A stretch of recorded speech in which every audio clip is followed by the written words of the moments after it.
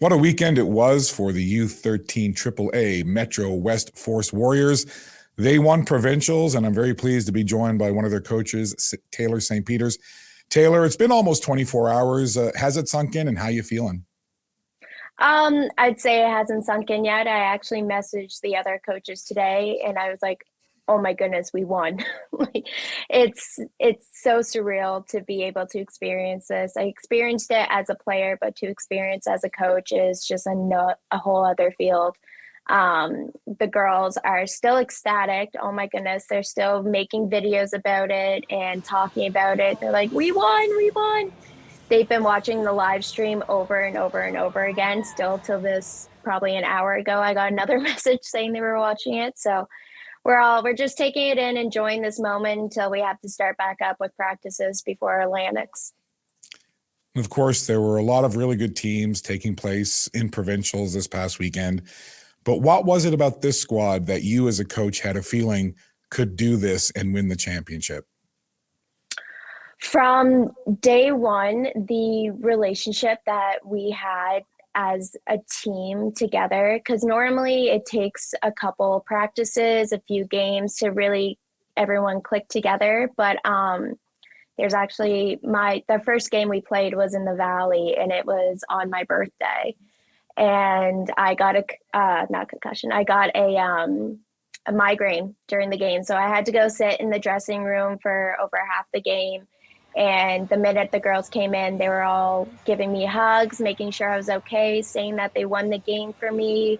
And right from that moment, I knew that I had a solid group of girls to work with. And each practice, each game, we just developed on that even more until the relationship that we had from yesterday, as you can see, was pretty phenomenal. And it was such an intense game. You guys were leading for most of it. The Citadels tied it up really late in the third, but then Ali Sangster, with 1 minute left in overtime, scored the game-winning goal and the championship-winning goal. What's going through your mind at that moment? Oh my goodness. I was sitting there and I was like, okay, keep calm, Taylor, calm down. I'm a very frantic person on the bench. I love to get into the kind of mode as the girls are in. So I was like, hey, Taylor, you need to stay calm. Like, it's just overtime. Everything's going to be fine. You got a great group of girls out there that's going to go do the best that they can.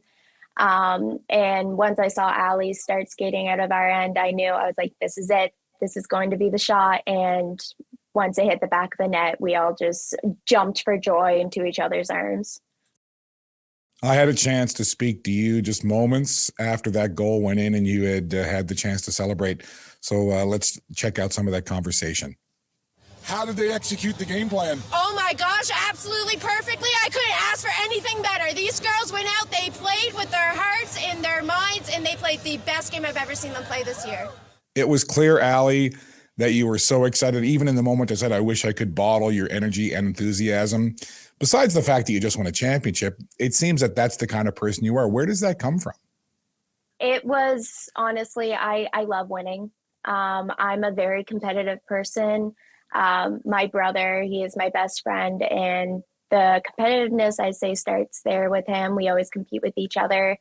Now, winning isn't everything. I get that, but being able to be gold medal winners is definitely a huge accomplishment. And just it's so exciting to know that the work that we put in all year really paid off, and the proof is in our hands. Whenever I speak to anybody that's involved in sports, whatever the sport is, they have their story about their journey and how they got involved and how they became, in love with a certain sport or sports. What's your hockey story? How did you get involved and why was it hockey? Yeah, so I come from a huge hockey family. My father played growing up. He was really big in hockey, played in the OHL for Sudbury, and decided to come back home and start a family rather than go on to an NHL career. And from the moment me and my brother were born, we had hockey sticks in our hands. We were on the ice. It's kind of in our blood, but also the joy that my father had for the sport really brought to life how we're going to enjoy as well out on the ice. And growing up, like even if there's any stressors like going on that week, or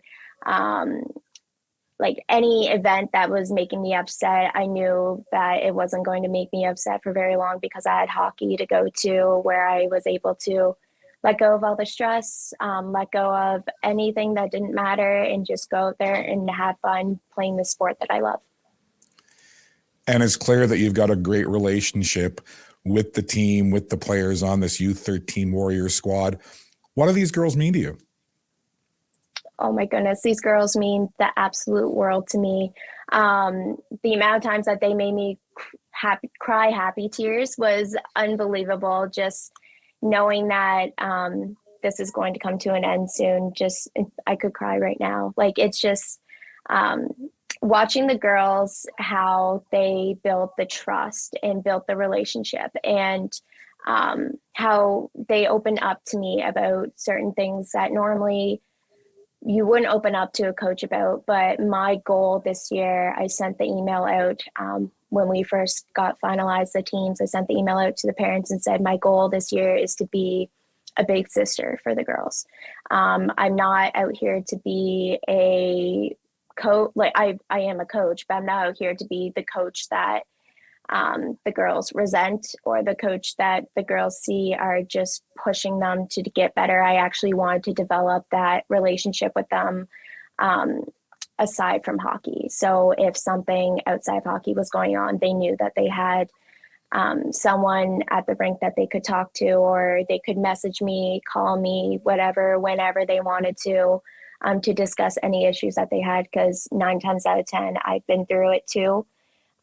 Especially with the injuries, like bumps and bruises that we've come around this year. I've been through numerous myself. So being able to help the girls through that, and making sure that they take the appropriate time off to rest those injuries. I wanted to be the girls' big sister and best friend. That was my goal.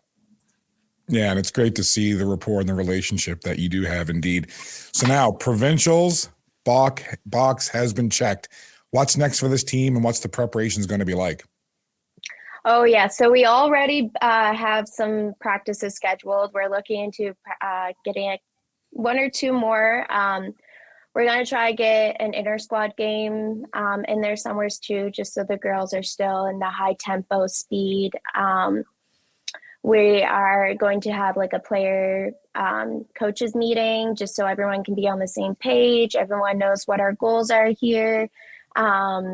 We also have a sports therapist coming in to speak to the girls too, because we had him come in for provincials as well, because the emotions are so high. We need to bring us back down to reality and know our job, what our job is there while we're at Atlantics. And then, we got to bring home the gold too. Got to represent Nova Scotia well. Well, we'll look forward to following the progress of you and this team at the Atlantics. We know that you'll represent Nova Scotia well. Taylor St. Peters, thanks for your time. It's been great to chat with you again. Congratulations on winning provincials. Good luck at Atlantics, and we'll talk soon. Thank you so much. In Halifax, I'm Scott Squires for the Atlantic Sports Wire.